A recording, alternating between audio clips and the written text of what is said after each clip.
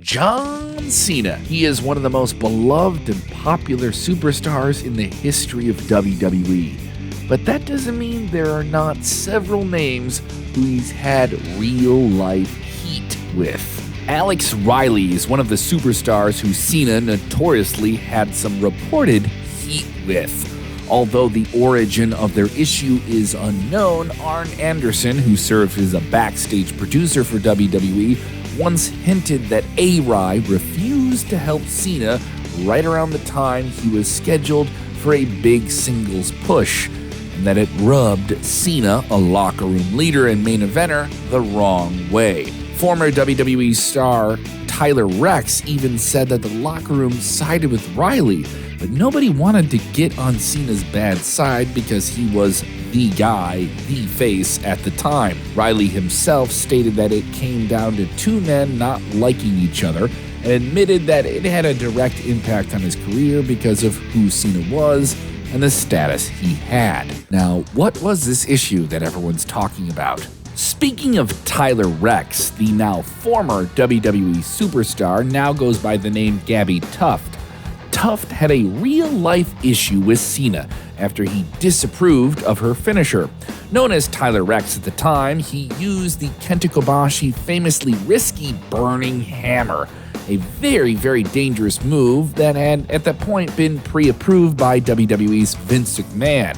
The burning hammer essentially was an inverted attitude adjustment, and Rex had been using it for about 6 months. While Cena had seen it before after Rex was drafted to the Raw brand, she got into a heated argument with the face of WWE, who insisted that the finishing move get changed. While Rex thought it was simply a joke at first, Cena was dead serious and belittled the upcoming superstar backstage, even allegedly threatening to get Rex fired. Gabby Tuft said that she even considered quitting WWE after that.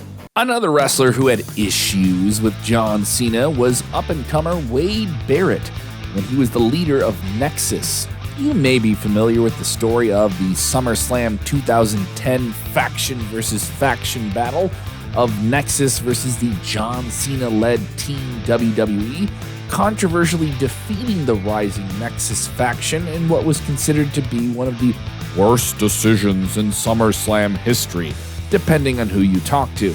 Although Barrett and the rest of the Nexus had been told a week in advance they would be winning, there was a last-minute change, and there was no secret that John Cena reportedly influenced the finish of the match. Vince McMahon simply explained it as WWE wanting to change the ending of SummerSlam to have a happy one for the kids. But it seemed clear that it was backstage politics, brother.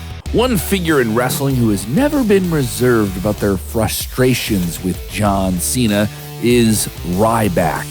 The former IC champ wasted little to no time after his WWE release to start talking trash about the leader of the C Nation, stating that he was a, quote, piece of towards him since day one.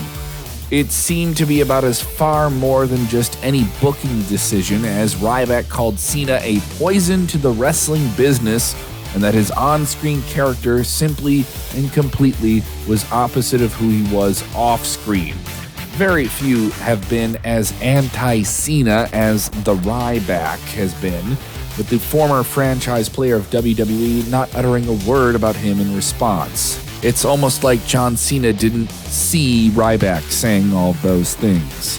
Mr. Kennedy, aka Ken Anderson, has been far more graceful, even though he has never officially made up with John Cena, having their issues with WWE's two biggest stars, John Cena and Randy Orton, was a reported death sentence for Kennedy's WWE career in 2008, despite him being in line for a huge push just a year earlier. While Orton famously asked Mr. Kennedy to be fired for being, quote, a unsafe worker, depending on who you talk to, after getting injured by him in the ring, his heat with John Cena was for a different reason. He tried to get the crowd to boo Cena, the number one hero in the company at the time. Good old JR said that while Kennedy thought he was just being a heel, it rubbed John Cena the wrong way. Mr. Kennedy has since taken responsibility for the Randy Orton incident and said that he made up with him, but he has never been able to be in contact with Cena since WWE let him go. Chavo Guerrero has pulled no punches when it has come to dissing Cena. Although the origin of the heat between them is unknown, Guerrero has been vocal for years about how he felt Cena was undeserving of his spot in the company.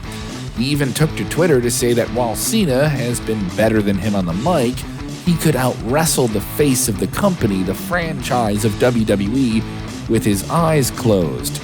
He's doubled down on these comments since 2014 by saying it is obvious that a few top stars were able to make him look great.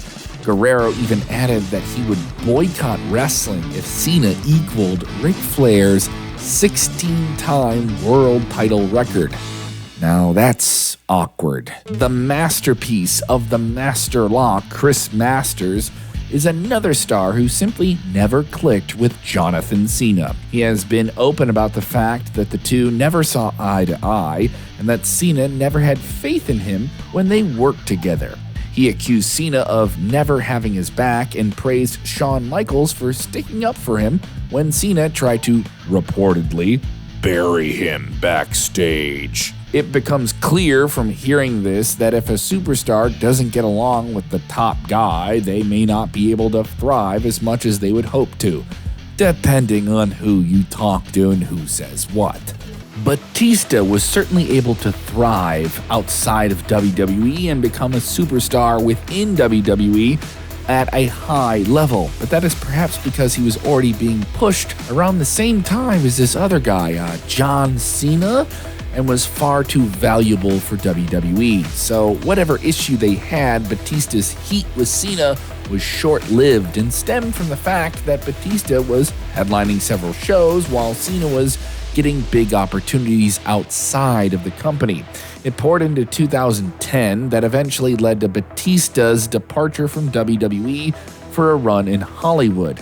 Batista nor John Cena have any heat with each other anymore, although the Animal admitted that he doesn't have any desire to work with Cena or The Rock in a movie. Come on, dude, let's do something with you guys. Another name that once had a bone to pick with the Doctor of Thugonomics was Kenny Dykstra, who certainly found his experience with Cena to be a bitter one. He was dating Mickie James, reportedly, at the time in 2006 and confronted her about possibly having a relationship outside of him with Cena, which she admitted was true, reportedly. Cena was also married at the time, and it was an entirely messy situation, depending on who you talk to, this and that, and he says that and that says that.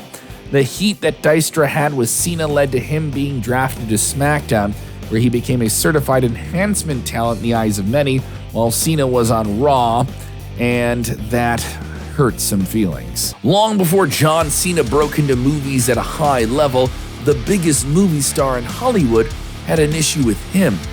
The Rock's feud with John Cena made both men a lot of money about 10 years ago. The heat between them began when Cena slammed The Rock in interviews for abandoning the WWE in favor of his career in Hollywood. It was no secret that the two men didn't like each other, and there was a lot of money to be made, which is why WWE set in motion a 3-year storyline arc between the two, beginning at WrestleMania 27, building to a match at 28, and a rematch at WrestleMania 29. The storyline was built on real-life animosity between the two megastars for each other, and it played on-screen off of real-life moments, such as Cena calling out The Rock for having his promo lines written on his wrist, something that legitimately angered the Great One. Either way, it's all water under the bridge, with two big movie main eventers in the ring of wrestling and on the screen of movies making millions upon millions of dollars together.